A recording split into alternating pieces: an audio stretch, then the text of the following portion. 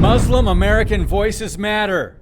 That's what Joe Biden just said in a message to the Million Muslim Vote Summit last weekend. He also referred to Islam as a great confessional faith. Interesting. The country's largest Muslim American political action committee took a cue from Bernie Sanders and endorsed Biden for president. More on engage action in a minute. But check out what he said at the very beginning of his speech. Watch. I wish we taught more in our schools about the Islamic faith. I wish we talked about all the great confessional faiths. It's one of the great confessional faiths. Islam is a great confessional faith? What does he mean by that? I'm David Fiorazzo, and this is Christ and Culture.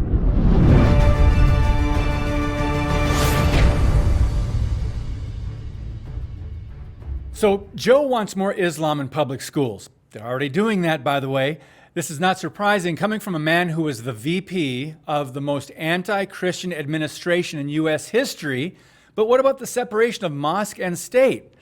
Let's look at some of the contradictions, the pandering, and some radical policies of Joe Biden 2.0. So Joe proudly supports homosexuality and every aspect of LGBT culture, and yet he wants more Muslims to vote for him. No one sees a contradiction here? Think about it. Every place in the world that mandates the death penalty for homosexuality is a Muslim one. Biden endorses the whole pride movement that celebrates a sin that Islam teaches is abhorrent to their God, Allah.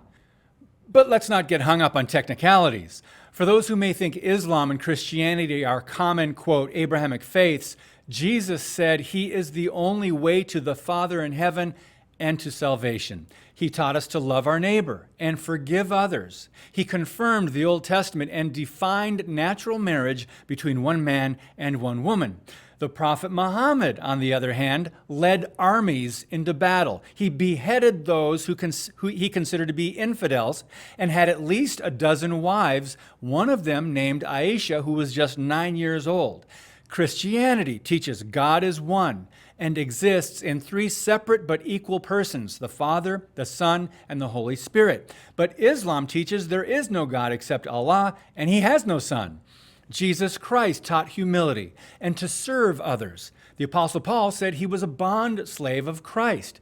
Islam teaches conquest and control. And according to one expert in Islamic history, Timothy Furnish, he said this: the Islamic world enslaved millions, and its slave trade continued long after the transatlantic one ended. Jihad, decapitation, and child marriage are still practiced in Islam by legions who take the Quran, Muhammad's life and his hadiths, literally. So, back to Joe Biden, who wants more Islam to be taught in public schools. He recently hired an Islamic supremacist for his campaign.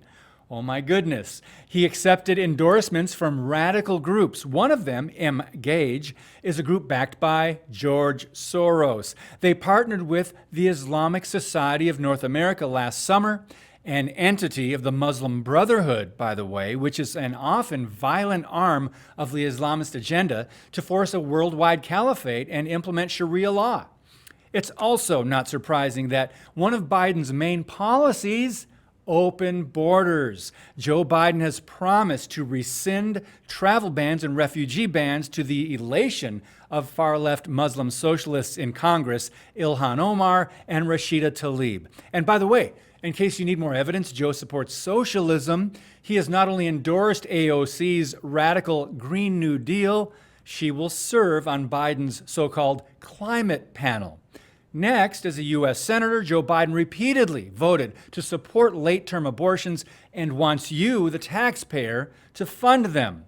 Biden also promised to codify Roe v. Wade into federal law, giving states no say about the lives of preborn babies. But remember one of his top priorities? Biden said that as president, he will require federally funded schools to let biological males who identify as females use female bathrooms and locker rooms. To be clear, he even tweeted, "Transgender equality is the civil rights issue of our time." Civil rights issue? Joe Biden's ABC worldview, anything but Christ, and his awful record with the Obama administration should be concerning to most freedom-loving Americans. He has snubbed conservative, Christian, and religious citizens who believe in the one true God and his Son Jesus Christ, the traditional family, and natural marriage. By the way, for those who keep pointing to the character of Donald Trump, there are things he says and does that I cannot and will not defend. I also realize there are professing Christians who are very outspoken in their opposition to Trump.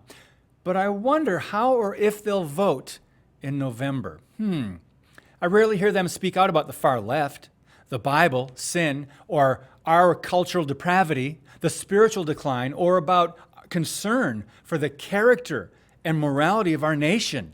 Hey, just take a look at Chicago, New York, Seattle, Baltimore, San Francisco, and Portland to catch a glimpse of Biden's America.